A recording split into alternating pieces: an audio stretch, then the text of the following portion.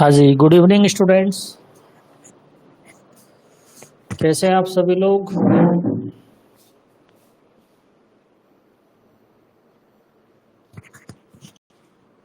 मेरी आवाज ठीक से आ रही है आप लोगों को? बोलो भाई, मेरी आवाज ठीक से आ रही है क्या आप लोगों को?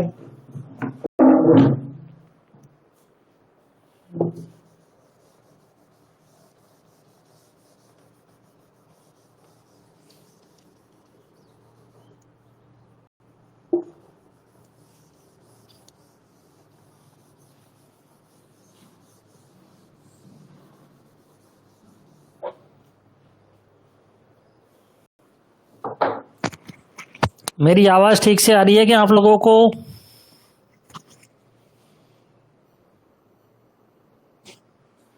अमन वर्मा, हर्षित, आलिया,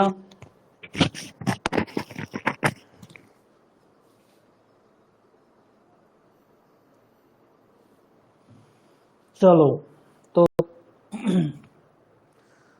थोड़ा सा आगे चलते हैं अपन। और हम उस दिन बात कर रहे थे हार्ट के बारे में, हमारे हृदय के बारे में हम बात कर रहे थे उस दिन। तो देखो भाई, हार्ट के बारे में थोड़ी सी जानकारी आपको उस दिन मैंने दे दी थी, आज उससे अपन बात आगे करेंगे। तो हृदय में 4 कक्ष होते हैं, ठीक है। इसे बोलते हैं दायां आलिंद,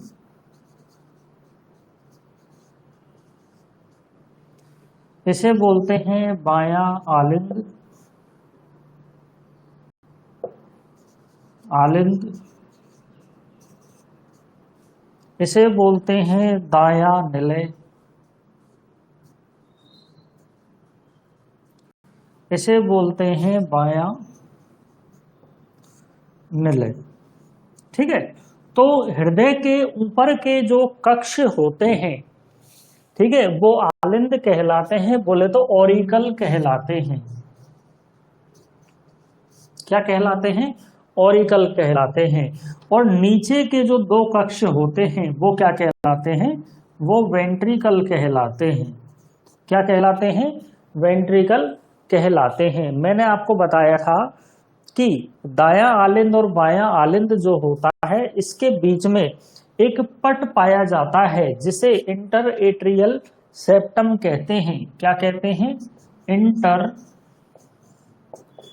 एट्रियल सेप्टम कहते हैं। क्या कहते हैं? इंटर एट्रियल सेप्टम कहते हैं। इसमें क्या होता है, स्टार्टिंग में जब बच्चा गर्भ अवस्था में होता है, ठीक है, जब बच्चा माता के गर्भ में होता है तो उस समय पर क्या होता है कि इस दीवार के बीच में एक छिद्र होता है, उसे क्या बोलते हैं?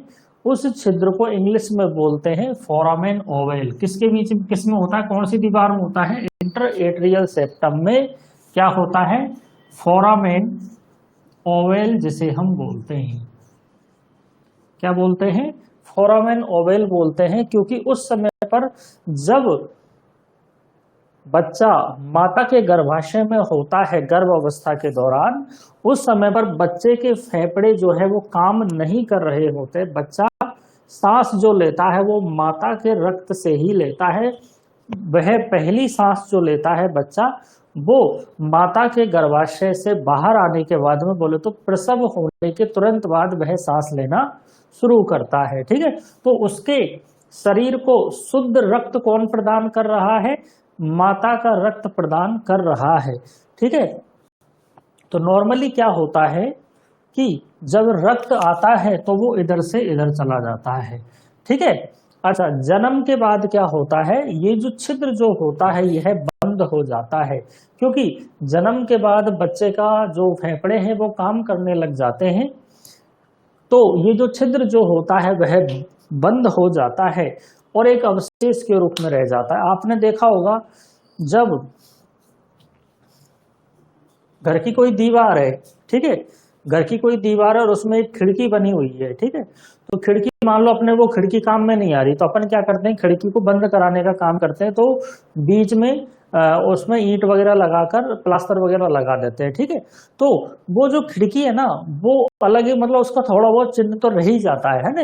इसी तरह से इसमें क्या होता है कि इसका चिन्ह रह जाता है, यानी ये जो छिद्र है, इस छिद्र का जो है चिन्ह रह जाता है। इस चिन्ह को क्या बोलते हैं, फोसा ओवेलिस बोलते हैं।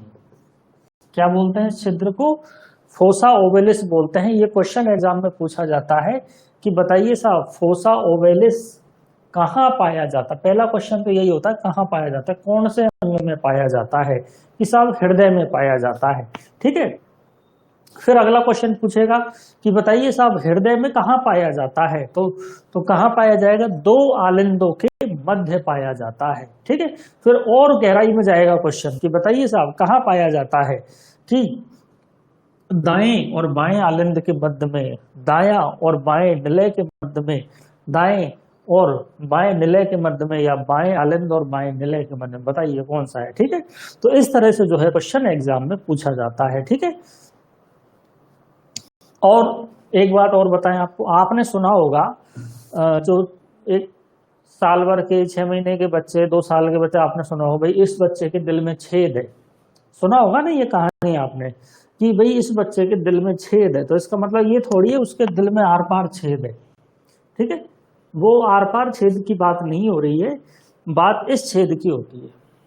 ठीक है, ये जो छिद्र क्या होता है, कई बार जन्म होने के बाद में कुछ बच्चों में ये जो छिद्र है ना ये बंद नहीं हो पाता है। ठीक है, तो उसकी वजह से क्या है, फिर बच्चे को दिक्कत आती है, सांस वगैरह लेने में दिक्कत आती है बच्चे को। ठीक है, तो अगर इस छिद्र को बंद नहीं करवाया जाए तो बच्चे की मृत्यु भी हो सकती है। ठीक है, इसलिए क्या है कि उस छिद्र को बंद करवा दिया जाता है, यानी सर्जरी के माध्यम से इस छिद्र को बंद करा दिया जाता है। ठीक है, चलो, तो ये तो हो गई यहाँ की बात। अब आगे बात करते हैं, ये जो आलिंद है ये निलय से संबंधित रहते हैं। ठीक है, ये जो आलिंद है ये निलय से संबंधित रहते हैं,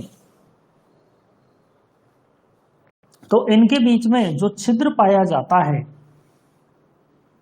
इनके बीच में एक तरफ खुलने वाला छिद्र पाया जाता है। ठीक है, यानी ये जो जैसे दरवाजा होता है ना, दरवाजा हमेशा या तो बाहर की ओर ही खुलेगा या अंदर की ओर ही खुलेगा, ऐसा सिस्टम इसके अंदर होता है। ठीक है, तो ये इधर भी छिद्र पाया जाता है और इधर भी छिद्र पाया जाता है। ठीक है, इसे, इस छिद्र को क्या बोलते हैं, इस छिद्र को बोलते हैं ट्राइकस्पिड। ये एक तरह का बाल होता है। ठीक है, बाल बोलते हैं, बाल। ठीक है, और ये जो किसके मध्य पाया जा रहा है, दाएं आलिंद और दाएं निलय के मध्य में ट्राइकस्पिड बाल पाया जाता है। और ये जो होता है इधर बाएं आलिंद और बाएं निलय के मध्य में, इसे हम क्या बोलते हैं, बाई कस्पिड वाल्व बोलते हैं। ये भी एग्जाम में क्वेश्चन जो है पूछा जाता है कि बताइए साहब ट्राइकस्पिड वाल्व किसके मध्य में पाया जाता है। बाइकस्पिड वाल्व इसका एक नाम और है मिट्रल वाल्व।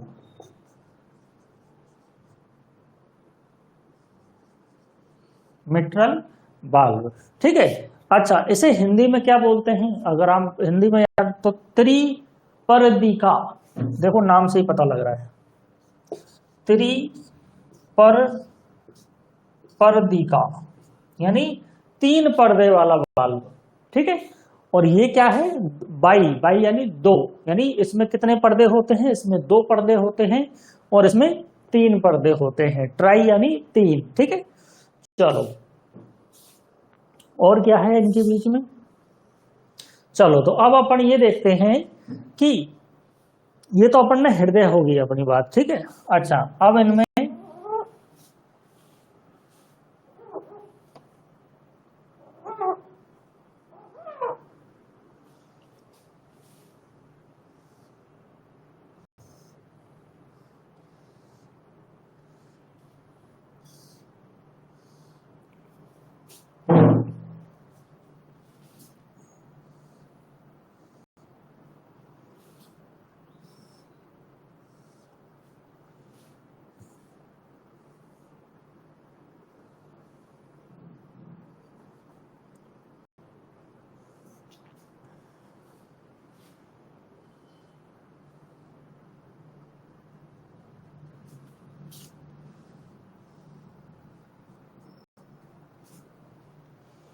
अब हमारा जो हृदय है उसमें कैसे रक्त आ रहा है और कैसे रक्त जा रहा है, ठीक है।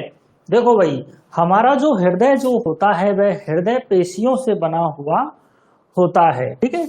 हमारा हृदय जो होता है वो हृदय पेशियों से मिलकर बना होता है।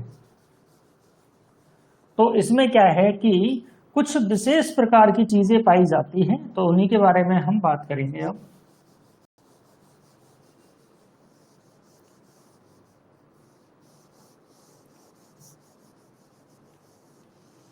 अब हम इसमें ये देखेंगे कि साहब इसमें रक्त का आदान प्रदान किस प्रकार हो रहा है, ठीक है। तो इस जगह पर ये जो दायां आलिंद है, इस दाएं आलिंद में इस जगह पर एक तंत्रिका कोशिकाओं का, कौन सी कोशिकाएं, तंत्रिका कोशिकाएं बोले तो नर्वस टिश्यू जो होती है उनका एक जाल होता है यहां पर, ठीक है। जिसे क्या बोलते हैं, जिसे हम बोलते हैं SA नोड। क्या बोलते हैं, SA नोड बोले तो साइनो एट्रियल नोड। नोड का मतलब क्या होता है, एक धब्बा, ठीक है। नोड का मतलब क्या होता है, एक धब्बा, यानी यहां पर तंत्रिका कोशिकाएं जो है इकट्ठी रहती है। इसका एक नाम और है, अगर आप बहुत फेमस नाम है, आपने सुन रखा होगा, पेस मेकर। क्या बोलते हैं, पेस मेकर, सुना होगा ना पेस मेकर। ये पेस मेकर क्या कराता है, ये पेस मेकर बिजली उत्पन्न करता है, ठीक है। ये पेस मेकर क्या है, एक शक्ति उत्पन्न करता है। उस शक्ति के द्वारा हमारा जो हृदय जो होता है वह धड़कता है, ठीक है। तो हमारा हृदय जो धड़क रहा है वो किसकी वजह से धड़क रहा है, इस पेस मेकर की वजह से धड़क रहा है। कई बार क्या होता है कि कई लोगों में ये जो तंत्रिकाओं का जो जाल होता है, ये जो ऐसे नोड जो होता है जिसे पेस मेकर कहते हैं, इसकी कार्य करने की क्षमता जो होती है ना वो कम हो जाती है, जिससे क्या है कि हृदय जो होता है ना वो ठीक से धड़क नहीं पाता है। तो फिर उनमें क्या करते हैं, बाहर से पेस मेकर लगाया जाता है, आर्टिफिशियल पेस मेकर उनमें लगाया जाता है, ठीक है। फिर यहां पर एक और होता है इस जगह पर, ठीक है। इसका क्या नाम है, इसका नाम है AB नोड, इसका नाम है ए बी नोड। बोले तो एट्रियो वेंट्रिकुलर नोड। ठीक है, ये भी तंत्रिकाओं का जाल होता है। ये क्या करता है, जैसे बड़ा पावर हाउस होता है, ठीक है, तो एक बड़ा पावर हाउस होता है, उस बड़े पावर हाउस से बिजली जो आती है छोटे पावर हाउस पे आती है, फिर और छोटे पावर हाउस पे आती है, फिर हमारे घरों में आती है। ठीक है, तो इसी तरह से ये सिस्टम होता है। इनको मैं ना हटा देता हूं, ठीक है, ये दिक्कत कर रहे हैं थोड़े से अपन को। ठीक है, इनको हटा दिया जाए तो ठीक रहेगा।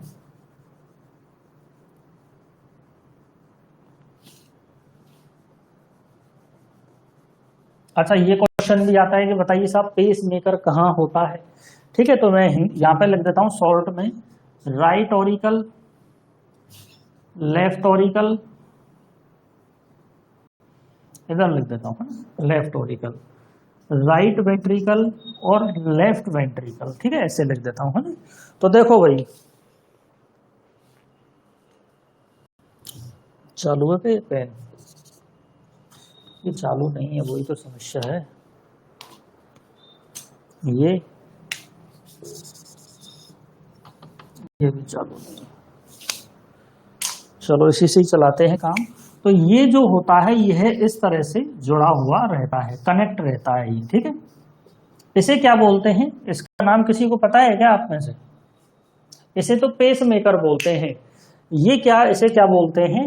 इसे बोलते हैं पेस सेटर। क्या बोलते हैं इसे हम? पेस सेटर बोलते हैं। ठीक है, तो ऊपर की ओर जो धब्बा है, दाएं तरफ जो धब्बा है और यानी आलिंद में, उसे तो पेस मेकर बोलते हैं, और उससे नीचे जो होता है उसे पेस सेटर बोलते हैं। ठीक है,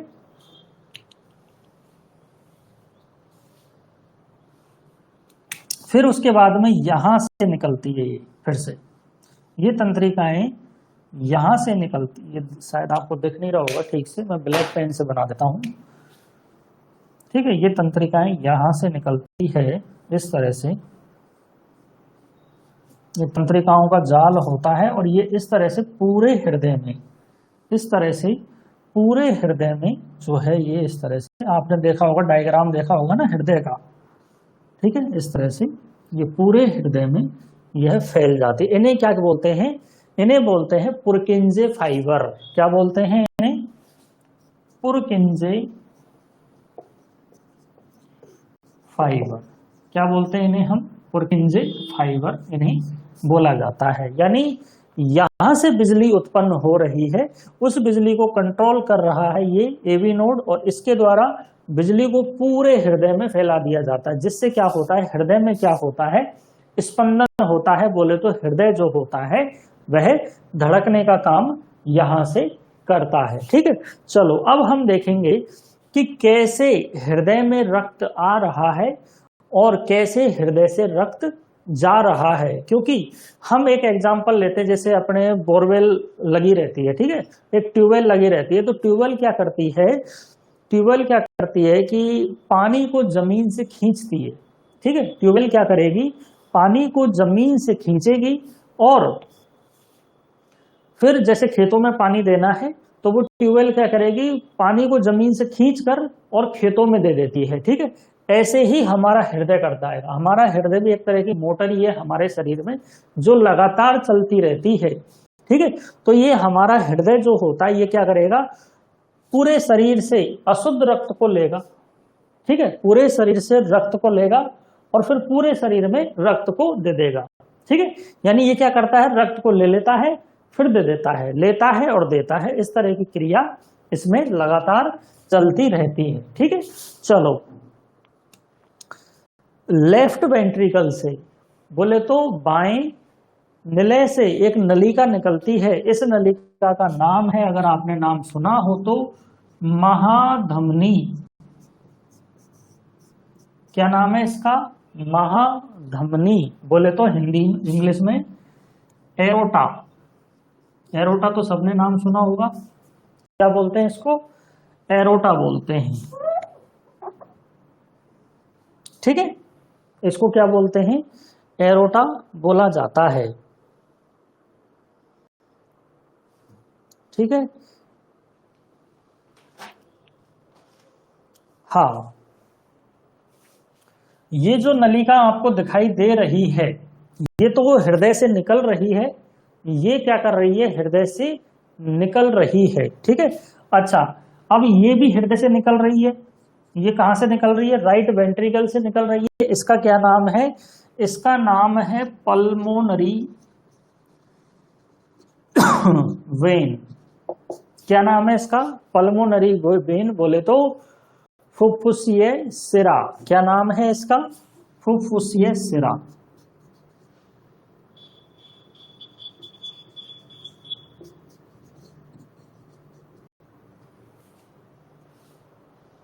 फुफ्फुसीय सिरा नहीं है ये, फुफ्फुसीय वो है, क्या बोलते हैं,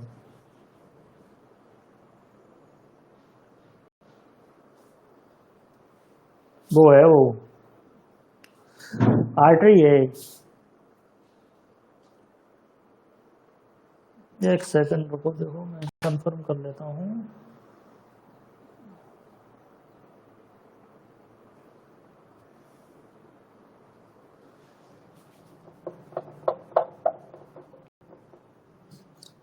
पल्मोनरी आर्टरी, ठीक है, फुफ्फुसीय धमनी होती है ना। और ये वाली जो होती है, ये होती है आपके पल्मोनरी वेन, बोले तो फुफ्फुसीय सिरा।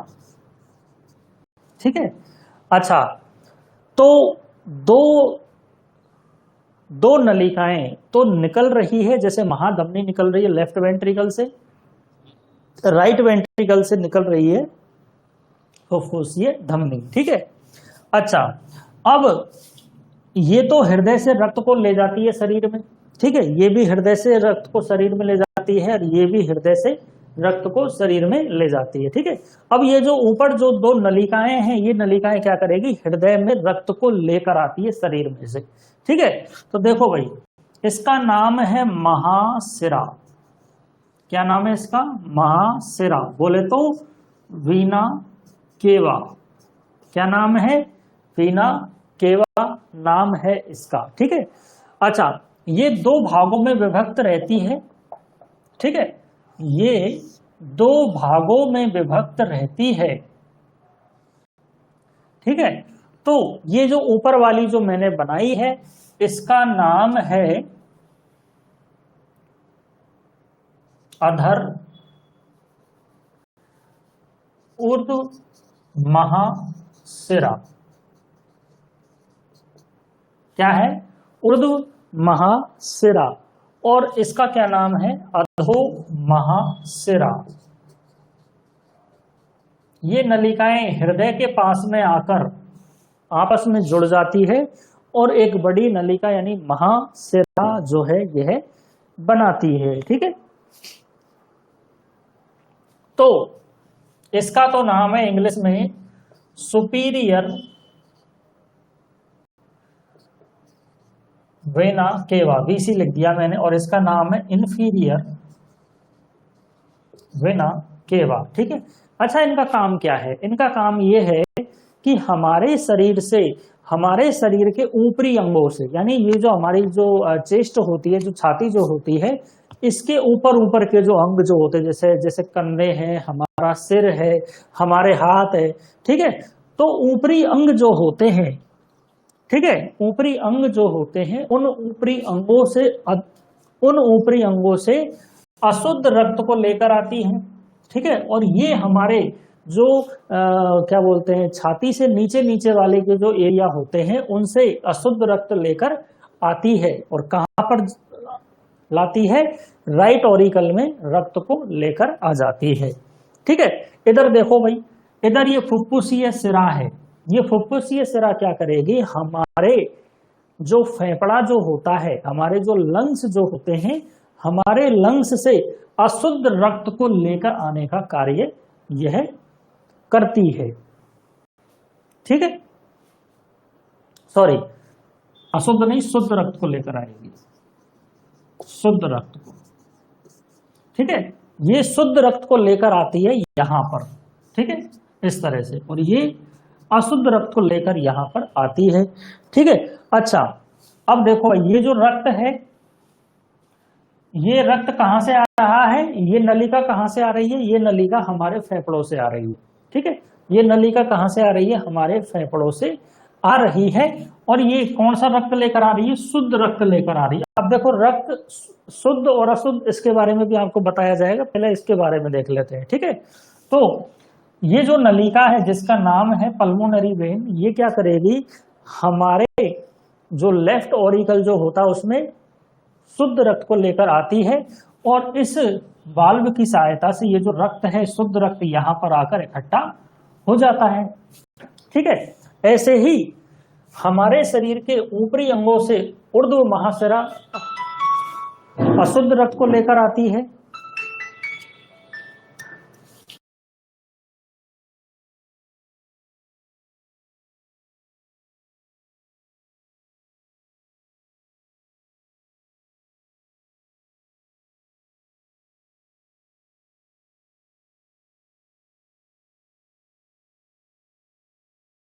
ठीक है, तो शरीर के ऊपरी अंगों से अशुद्ध रक्त लेकर आ रही है और शरीर के निचले अंगों से अशुद्ध रक्त लेकर आ रही है। यहां पर आ चुका है रक्त। ठीक है, यहां पर तो अशुद्ध, यहां पर तो शुद्ध आया था, यहां पर अशुद्ध आ गया। अब इस वाल्व की सहायता से अशुद्ध रक्त आ गया यहां पर और ये शुद्ध रक्त आ गया यहां पर। ठीक है, अब क्या हो रहा है, हृदय में स्पंदन हो रहा है। जब हृदय धड़कता है ना, तो जब क्या होता है कि जो समय लगता है 0.8 सेकंड का समय लगता है। एक जो धड़कन जो होती है, यानी हमारा हृदय जो होता है वो 1 मिनट में 72 बार धड़कता है। ठीक है, तो 0.8 सेकंड में एक बार धड़कता है। ठीक है, यानी एक बार जो धड़कना जो होता है वो 0.8 सेकंड जो होता है, तो उसमें क्या होता है कि इसमें से आधे समय तो वो रिलैक्स अवस्था में रहता है, और इसमें से आधा समय जो होता है वह इस रक्त को क्या करता है, पंप करता है। यानी यहां से रक्त को खींच कर, ठीक है, यहां पर ले लेता है और यहां से फिर रक्त को क्या कर देता है, पंप कर देता है। ठीक है, तो एक बार में जैसे 0.8 सेकंड जो होती है ना, देखो 1 सेकंड कितनी होती है, 1 सेकंड यूं ही गुजर जाती है। ठीक है, मैं बात कर रहा हूं 1 सेकंड से भी कम समय, यानी 0.8 सेकंड। ठीक है, तो इस 0.8 सेकंड के अंदर पता है क्या होता है, इस 0.8 सेकंड में इधर से रक्त यहां आता है, इधर से रक्त यहां आता है, यहां पर रक्त आ गया, ये खुल गए दोनों दरवाजे, यहां पर रक्त आ गया और यहां से इसमें चला गया, इसमें चला गया। ये जो पूरी प्रक्रिया है ये 0.8 सेकंड में होती है। ये पूरी प्रक्रिया 1 मिनट में 72 बार हमारे शरीर में, यानी हमारे हृदय में 1 मिनट में 72 बार होती है, जिसे क्या बोलते हैं, पल्स रेट बोलते हैं, यानी नाड़ी दर जिसे बोलते हैं, यानी हृदय स्पंदन की दर उसे बोला जाता है। ठीक है, ये यहां तक आपके समझ में आ गया क्या भाई, बोलो, यहां तक समझ में आ गया क्या आप लोगों के?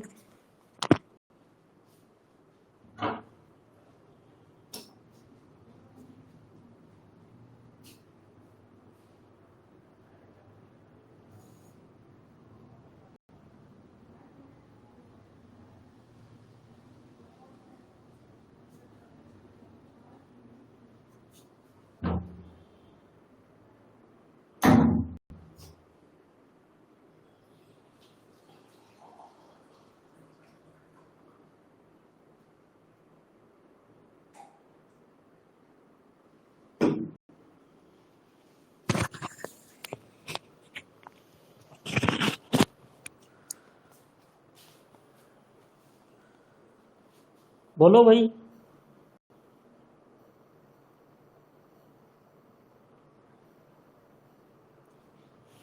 यहां तक समझ में आ गया क्या आप लोगों को? यहां तक किसी को कोई डाउट है तो बताओ।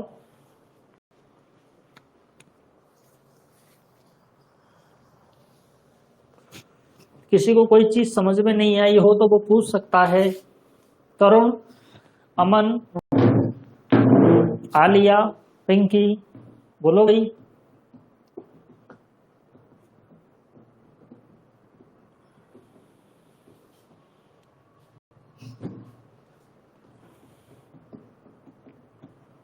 चलो, तो यहाँ पर दो चीजें अपन को दिख रही है। एक तो दिख रहा है शुद्ध रक्त और एक दिख रहा है अशुद्ध रक्त। तो ये सवाल आता है मन में कि ये जो शुद्ध रक्त है और ये जो अशुद्ध रक्त है, इसका चक्कर क्या है।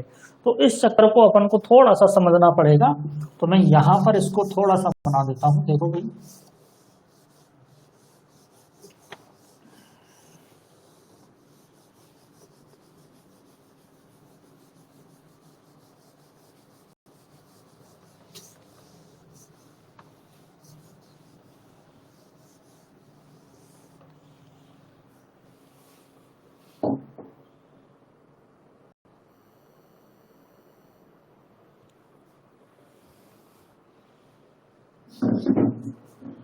अनीसा, आप कह रहे हो कि हार्ट का कार्य अशुद्ध रक्त को शुद्ध करना होता है, फिर इसमें शुद्ध रक्त कब से आता है। ये आप अनीसा, आपने जो बोला है ये गलत बोला है।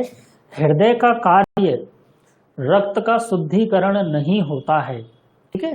हृदय कभी भी रक्त का शुद्धिकरण नहीं करता है। रक्त का शुद्धिकरण करने के लिए हमारे शरीर में एक दूसरा अंग होता है जिसका नाम है हमारे फेफड़े, ठीक है। देखो भाई, हमारे जो फेफड़े जो होते हैं वो रक्त का शुद्धिकरण करते हैं। देखो किस तरह से,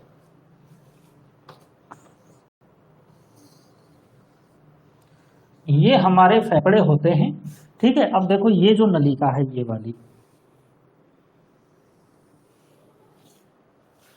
इस नलिका में देखो क्या होता है। ये नलिका क्या करेगी, अशुद्ध रक्त को लेकर जाएगी। कौन सा रक्त है, अशुद्ध रक्त है। अशुद्ध रक्त का मतलब क्या है यहाँ पर, अशुद्ध रक्त का मतलब ये है यहाँ पर कि इसमें ऑक्सीजन नहीं है, इसके अंदर ऑक्सीजन नहीं है। इसके अंदर कौन सी गैस है, CO2 गैस है। CO2 गैस कहाँ से आई है, हमारी कोशिकाओं से आई। अब कैसे आ रही वो भी आपको बताएंगे, ठीक है। तो इसका नाम क्या है, इसका नाम है पल्मोनरी आर्टरी। PA लिख दिया मैंने इसको शॉर्ट में, ठीक है, पल्मोनरी आर्टरी, ठीक है। ये पल्मोनरी आर्टरी आगे चलकर शाखाओं में विभक्त हो जाती है और आगे चलकर इससे क्या बनती है, इससे आगे चलकर बनती है केशिकाएं। क्या बनती है इससे आगे चलकर, केशिकाएं बनती है। केशिका बोले तो कैपिलरी,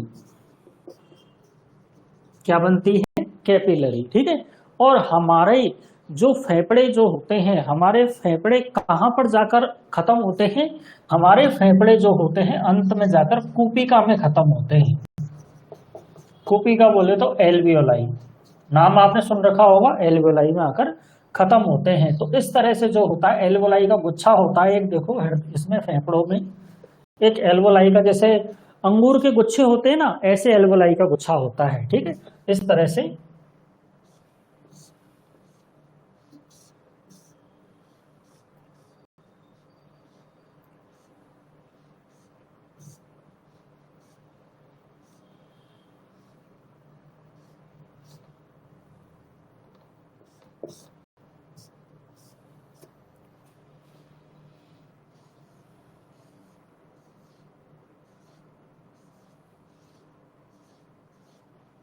ये सब एल्वियोलाई मैंने बनाई है।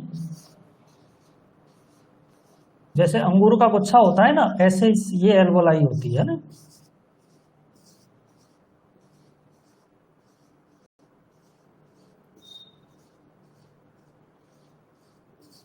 ठीक है।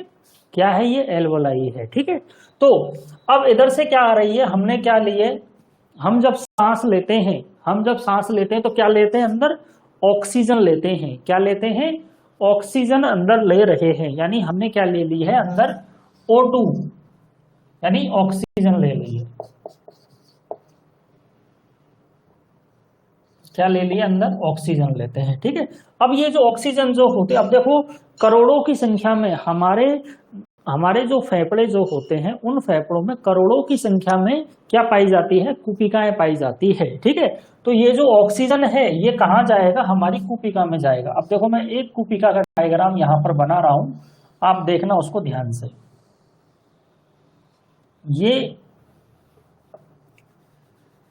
ये एक छोटा सा जो डायग्राम है, यह कूपिका का डायग्राम है, ठीक है, ये इसके अंदर की लेयर होती है, अंदर का स्तर होता है ये, ठीक है,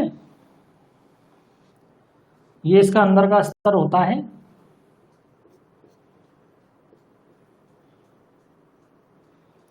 हृदय का काम केवल रक्त को पंप करना होता है, ठीक है, हृदय का काम जो होता है केवल रक्त को पंप करने का होता है, हृदय का काम रक्त को शुद्ध करने का नहीं होता है, शुद्धिकरण का काम तो यहां हो रहा है, ठीक है। तो ये जो ऑक्सीजन है ये इधर आती है O2, ठीक है। अब देखो भाई, अब इसके नीचे से कौन गुजर रही है, इसके नीचे से केशिका गुजर रही है, कौन गुजर रही है, इसके नीचे से केशिका गुजर रही है, ठीक है। तो देखो भाई, ये जो केशिका जो होती है,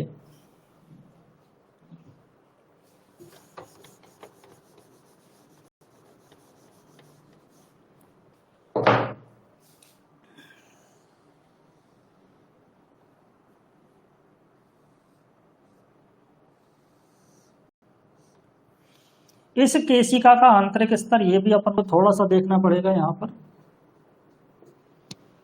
ठीक है। ये जो कूपिका है, ये जो एल्वोलाई है, इस एल्वोलाई का जो आंतरिक स्तर जो होता है, यानी इसकी दीवार जो होती है बहुत ही पतली होती है इसकी दीवार, ठीक है। और कौन सी उपकला की बनी होती है, ये जो उपकला जो होती है ये होती है सरल शल की उपकला। कौन सी उपकला होती है, सरल शल की उपकला। ऐसे ही जो अपने जो सिराएं होती है, धमनियां जो होती है, आगे चलकर शाखाओं में विभक्त हो जाती है, ठीक है, उनसे भी बहुत बारीक बारीक नलिका निकलती है और एंड में जाकर उनसे क्या बनती है, केशिका बनती है। तो इन केशिकाओं का आंतरिक स्तर भी सरल शल की उपकला का बना होता है, ठीक है। ये जो सरल शल की उपकला जो होती है उनमें बीच बीच में छोटे छोटे छिद्र होते हैं, इनमें बीच बीच में क्या होते हैं, छोटे छोटे छिद्र होते हैं, ठीक है। तो ये जो ऑक्सीजन जो हम ले रहे हैं, ये ऑक्सीजन निकलकर कहाँ आ जाती है, इस रक्त में आ जाती है, ठीक है। और जो CO2 जो होती है, ये CO2 यहां से निकलकर हमारे इस कूपिका में आ जाती है, ये CO2 निकलकर हमारी कूपिका में आ जाती है। यानी रक्त का शुद्धिकरण हो रहा है। रक्त का शुद्धिकरण कैसे हो रहा है कि ऑक्सीजन आकर हमारे रक्त में मिल जाती है और CO2 हमारे रक्त से बाहर निकल जाती है, और रक्त से बाहर निकलकर कहाँ आ जाती है, कूपिका में आ जाती है। और कूपिका से ये कहाँ, इस तरह से जो है CO2 यानी कार्बन डाइऑक्साइड, जब हम सांस छोड़ते हैं तो सांस छोड़ते हैं तो कार्बन डाइऑक्साइड भी बाहर निकल जाती है, ठीक है। तो ये जो है यहां पर फेफड़ों में शुद्धिकरण का कार्य चल रहा है। तो ये जो अशुद्ध रक्त है, अशुद्ध रक्त बोले तो इसके अंदर CO2 की मात्रा ज्यादा है, ठीक है, इस रक्त के अंदर CO2 की मात्रा ज्यादा है, ठीक है। तो इस रक्त में क्या होता है, CO2 की मात्रा ज्यादा होती है, तो ये फेफड़ों में जाती है और फेफड़ों से CO2 जो है खींच ली जाती है और ऑक्सीजन जो है रक्त में मिला दी जाती है, ठीक है। तो ये रक्त अब यहां पर क्या कहलाता है, शुद्ध रक्त कहलाता है। यानी इसके अंदर क्या है, ऑक्सीजन है इस रक्त के अंदर, ठीक है। और हमारे शरीर को क्या चाहिए, ऑक्सीजन चाहिए, ठीक है, हमारे शरीर को क्या चाहिए, ऑक्सीजन चाहिए, ठीक है। तो इस तरह से हमारे जो फेफड़े जो होते हैं रक्त का शुद्धिकरण करने का कार्य करते हैं, ठीक है। तो फेफड़ों से जुड़ी हुई एक नलिका होती है जिसका नाम है पल्मोनरी आर्टरी, PA, ठीक है। तो ये तो फेफड़ों में अशुद्ध रक्त को लेकर आने का कार्य करती है, ठीक है। अब जब फेफड़ों में रक्त शुद्ध हो गया है तो उस रक्त को यहां से हृदय में देने का कार्य कौन करेगी, फुफ्फुसीय सिरा यानी पल्मोनरी वेन, ठीक है। तो ये जो पल्मोनरी, ये जो यहां से निकल रही है ये वाली, ये यहां पर आकर इस तरह से जो है शुद्ध रक्त को यहां पर दे देती है, ठीक है। चलो अब यहां पे बात चलिए। तो एक बात और आपको बता दी जाए,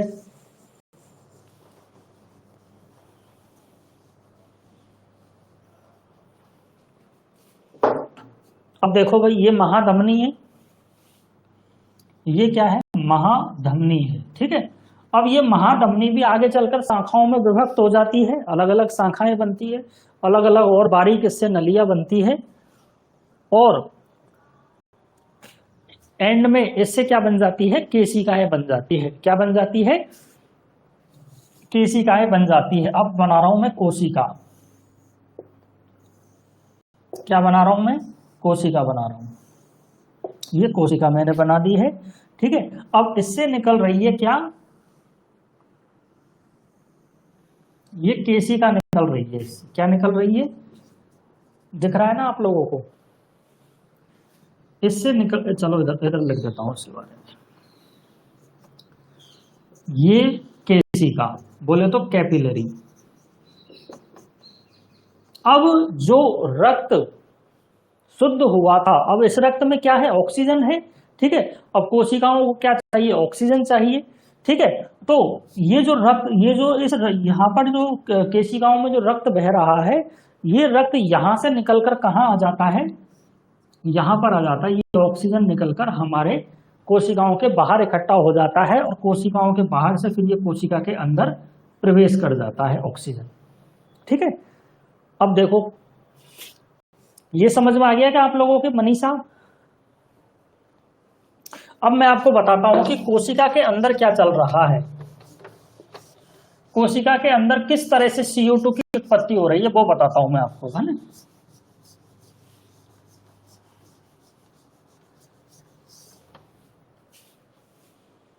देखो भाई, कोशिका के अंदर हम भोजन करते हैं, हम जब भोजन करते हैं तो हमारे भोजन में क्या होता है, ग्लूकोज होता है, प्रोटीन होता है, ठीक है, और सॉरी कार्बोहाइड्रेट यानी ग्लूकोज होता है, और गैलेक्टोज होता है, लैक्टोज होता है, प्रोटीन होता है, ठीक है, फैट होता है यानी वसा होती है, विटामिन होते हैं, मिनरल्स यानी खनिज लवण होते हैं, ठीक है, कई सारी चीजें होती है, ठीक है। तो मैं बात कर रहा हूं, यहां पर मैंने एक को उठा लिया है, मैंने उठा लिया है यहां पर ग्लूकोज को। किसको उठा लिया है मैंने, यहां पर ग्लूकोज को यहां पर मैंने उठा लिया है। एक सेकंड, मैं इसमें थोड़ा सा शाई डाल लेता हूं।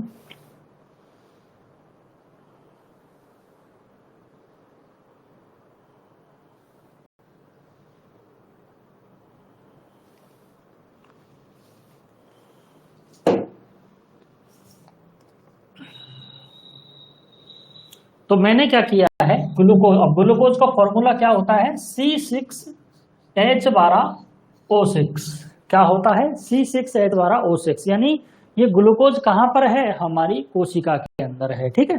तो देखो भाई, ये ग्लूकोज C6H12O6, ठीक है, यानी ग्लूकोज, ठीक है। ये ग्लूकोज ऑक्सीजन की उपस्थिति में, ये ग्लूकोज ऑक्सीजन की उपस्थिति में इसका क्या हो जाता है, ऑक्सीकरण हो जाता है। क्या हो जाता है, ऑक्सीकरण, यानी यह जो टूटता है ना, ये जो टूटता है यानी ये जो ग्लूकोज जो टूट रहा है, ये ऑक्सीजन की उपस्थिति में ही टूटेगा, और किसी गैस की उपस्थिति में टूटेगा ही नहीं, ठीक है। इसको टूटने के लिए किसकी जरूरत है, ऑक्सीजन की जरूरत है, ठीक है, ना तो नाइट्रोजन की जरूरत है ना CO2 की जरूरत है, ठीक है। तो इसके टूटने से, यानी ऑक्सीजन की उपस्थिति में जब ग्लूकोज टूटता है हमारी कोशिकाओं के अंदर, ठीक है, तो इससे क्या उत्पन्न होती है, इससे उत्पन्न होती है ऊर्जा, ठीक है। और ये ऊर्जा किस काम आ रही है, ऊर्जा हमारे शरीर को चलाने के काम में आती है, ठीक है। हमारे शरीर में एक कोशिका तो है नहीं, हमारे शरीर में तो सॉरी अरबों खरबों कोशिकाएं हैं, ठीक है। हमारे शरीर में तो अरबों खरबों क्या है, कोशिकाएं हैं, ठीक है। तो उन सभी कोशिकाओं की जो ऊर्जा है वो हमारे शरीर को चला रही है, ठीक है। हम जब सांस लेते हैं ना, तो सांस लेने में भी एनर्जी लगती है, ऊर्जा लगती है, ठीक है। तो इस ग्लूकोज की टूटने से क्या बन रहा है, ऊर्जा बन रहा है, जिसका उपयोग हम हमारे शरीर की क्रियाविधि करने के यूज में ले लेते हैं, ठीक है। दूसरी चीज इससे क्या बन रही है, दूसरी चीज इससे बन रहा है जल, यानी H2O। जैसा कि आपको पता है हमारे शरीर में 70% पानी है। कितना पानी है हमारे शरीर में, 70% पानी। जैसे मान लो एक 100 किलो का आदमी है, एक आदमी है जिसका वजन 100 किलो है, उसके अंदर 70 किलो तो पानी है, ठीक है। और दिन में आप दिन भर में कितना पानी पी जाते हो, भाई दिन भर में आप कितना पानी पी जाते हो? दिन भर में एक 100 किलो का आदमी दिन भर में मान लो 10 लीटर मान के चलो, ठीक है, मान लो उसने 10 लीटर पानी पिया, ठीक है। अब वो निकालेगा भी तो सही पानी को, पसीने के रूप में निकालेगा, मूत्र के रूप में निकालेगा। मान लो उसने 5 लीटर निकाल दिया, दिन भर में उसने 5 लीटर पानी जो है मूत्र के रूप में निकाल दिया, ठीक है। तो शरीर में तो 5 लीटर ही बचा, ठीक है, शरीर में तो 5 लीटर ही बचा, और उसके शरीर में तो 70 किलो पानी है। कितना पानी है? 70 किलो पानी है। तो वो पानी आ कहां से रहा है? वो पानी यहां से आ रहा है, ठीक है, ठीक है। वो पानी कहां से आ रहा है? वो पानी यहां से आ रहा है, ठीक है। तो ये चीज आप थोड़ा ध्यान रखना। तो देखो भाई, तो जल और साथ में कौन बन रही है? उत्सर्जी अंग, सॉरी, क्योंकि फैक्ट्री में जब कोई भी प्रोडक्ट बनता है ना, फैक्ट्री में जब कोई भी प्रोडक्ट बनता है तो प्रोडक्ट के साथ में, यानी वो जो उत्पादन जो हो रहा है उस उत्पादन के साथ में उसकी गंदगी भी निकलती है, ठीक है। तो ये CO2 भी बनती है साथ में, ठीक है। यानी आपने देखा होगा पहले एक ऐड आता था कि बच्चा बाहर गर्मी में खेल रहा है तो उसकी माँ आती है, बच्चा थक जाता है तो वो कहता है अपनी माँ से कि भाई मैं तो थक गया हूँ, ठीक है। तो उसकी माँ क्या करती है? उसको ग्लूकोज पिला देती है, ठीक है। तो उससे बच्चे में एनर्जी आ जाती है, ठीक है। तो वही सिस्टम यहाँ पे हो रहा है, ठीक है।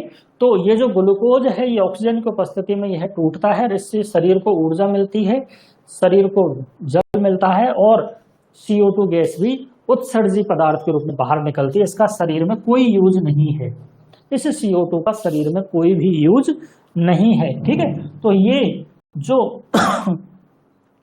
CO2 निकल रही है, ये CO2 निकलकर कहाँ आ जाती है? रक्त में आ जाती है, ठीक है। यानी शुद्ध रक्त जो यहां से जा रहा है वो कोशिकाओं के पास में पहुंचकर अशुद्ध हो जाता है, क्योंकि उसमें से ऑक्सीजन निकल जाती है और CO2 उसमें प्रवेश कर जाती है, ठीक है। तो यहाँ पर जो मैंने महाशिरा बनाई थी, ठीक है, यहाँ पर मैंने जो महाशिरा बनाई है ये यहाँ से बहुत सारी केशिकाओं से जुड़कर फिर एंड में इस महाशिरा से क्या करती है? यहाँ पर ये महाशिरा में पूरे शरीर का शुद्ध रक्त जो यहाँ आ जाता है, फिर यहाँ से यहाँ आ जाता है। यहाँ से ये किससे जुड़ी रहती है? हमारे फेफड़ों से जुड़ी रहती है, और हमारे फेफड़े रक्त को शुद्ध करके फिर इधर दे देते हैं, और फिर इस तरह से ये जो क्रम है ये क्रम इस तरह से चलता रहता है, ठीक है। इस तरह से जो है अपन ने एक छोटी सी बात यहाँ पर आज देखी है। अब बताओ, किसी को कोई डाउट हो तो बताओ भाई। मनीषा बोलो भाई, मनीषा कुमारी, ये चीजें समझ में आई कि नहीं आई आपको?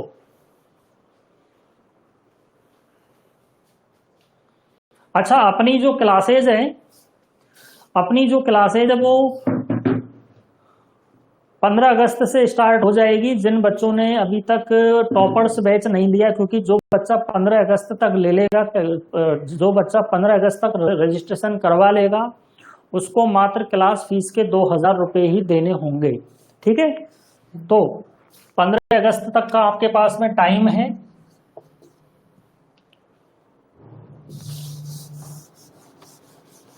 ये जो टॉपर्स बैच है, इस टॉपर्स बैच में आपको बहुत कुछ सीखने को मिलेगा, ठीक है।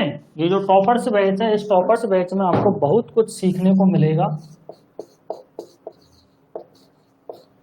टॉपर्स बैच, इसमें इसकी जो नियमित क्लास है, ये नियमित क्लास इसकी 15 अगस्त से मेरा शुरू करने का विचार है।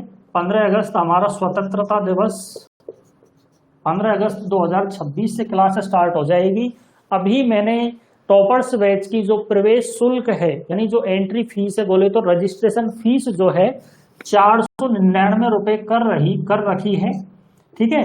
और क्लास की जो फीस है वो क्लास की फीस 2000 रुपये, यानी आपको केवल 2500 रुपये में पूरे 12 सब्जेक्ट आपको पढ़ने को मिल रही है, ठीक है। यानी पूरी 12 सब्जेक्ट जो है आपका, जो आने वाली जो कंपटीशन एग्जाम की जो भर्ती होने वाली है, आप चाहे तो UPPSC दो, चाहे आप CCRS की दो, चाहे आप DSSB की दो, या राजस्थान में कोई NHM की आती है तो वो दो, RPSC आती है तो वो दो, कोई भी एग्जाम दो आप, ठीक है। आपकी सारी चीजें ये जो क्लासेज लग रही है टॉपर्स बैच में, इसमें आपकी सारी जो चीजें हैं वो क्लियर हो जाएगी। और दूसरी बात ये है कि जो बच्चे अभी डीएनपी करके निकले हैं, ठीक है, जो बच्चे अभी अभी सेकेंड ईयर पास करके निकले हैं, उनके लिए ये क्लास बहुत इंपॉर्टेंट है, ठीक है।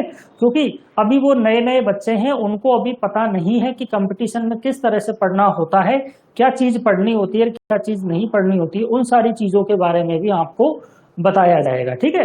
तो आप लोग 15 अगस्त से पहले पहले जो है रजिस्ट्रेशन करवा लें, अन्यथा आपके 3,000 रुपये लगेंगे। 15 अगस्त के बाद में ये जो फीस है वो 3,000 रुपये कर दी जाएगी, ठीक है। तो इसलिए आपका नुकसान ना हो, इस वजह से क्या है कि आपको जो है जल्दी आप रजिस्ट्रेशन करवा लें। और जिन बच्चों ने फीस जमा नहीं करवाई है, जिन बच्चों ने केवल रजिस्ट्रेशन करवाया है, वो बच्चे भी 15 अगस्त तक अपनी फीस जमा करवा दे, ठीक है। सबके समझ में आ गया हो तो मैं क्लास को बंद कर देता हूं, क्योंकि अभी सेकेंड ईयर की क्लास स्टार्ट होने वाली है 5 बजे से। बोलो भाई।